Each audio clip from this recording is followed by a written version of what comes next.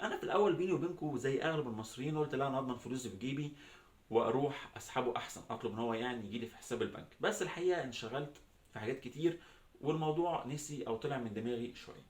لحد الفتره كده من اسبوعين تقريبا او 3 اسابيع قررت ان انا اشتري موبايل جديد. قعدت اعمل سيرش على مواقع الانترنت. انا شويه الحقيقه الفتره الاخيره ابتديت اميل اكتر للاونلاين. ابتديت بقى اتجنب النزول للمحلات وان انا اروح محل وده وده وده والف. انا الاول كنت بقعد الف على المحلات كلها وكنت بدوخ عقبال ما بقرر ان انا اشتري حاجه. لكن المره دي انا فعلا قلت بقى ايه، خليني في الاونلاين ونمشي شويه في الاونلاين نشوف ايه الدنيا اللي هتحصل فيه. المهم لفيت لفه على جوميا وسوق وتوبي واي 2 والليله الحلوه دي كلها، لقيت الحقيقه ان سوق هو كان اكتر موقع عامل فعلا ديسكاونت على سعر الموبايل. وكان سعره جميل جدا. هو بالمناسبه موبايل اوبو رينو 3. ولو حابين ان انتوا ان انا اعمل لكم يعني ريفيو عن الموبايل، اكتبوا لي في الكومنتس وانا يعني مش هتاخر عنكم، هعمل لكم حلقه على طول عن استخدامي للموبايل، واشوف واقول لكم ايه مميزاته وايه عيوبه، علشان اللي ناوي يشتريه يبقى عارف كويس هو فعلا يستحق انه يشتريه ولا يشوف حاجه تانية غيره. المهم لقيت فعلا ان سوق دوت كوم هو اكتر موقع عامل ديسكاونت على الموبايل. قلت بس هي فرصه منها يعني اقدر استفيد ان هو فعلا اكتر موقع عامل خصم، ومنها من ناحيه تانية استخدم فلوسي اللي هي عندهم عشان انا قلقان عليهم الحقيقه، مش ضامن ان انا اخدهم. ده كان طبعا كان تفكيري. فعلا قمت بالشراء. بس حصل نقطه معينه.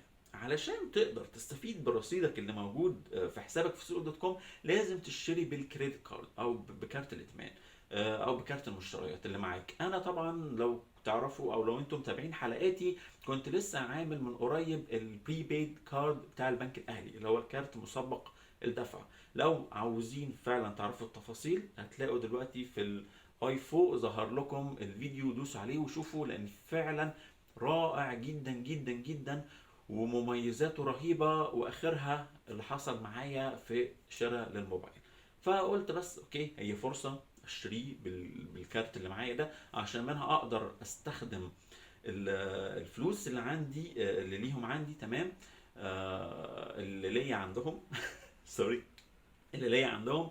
وفي نفس الوقت هم كانوا عاملين خصم 100 جنيه قسيمه كده، بس برضه ما كانش تقدر تستخدمها غير لو انت تشتري بكارت مش بكاش.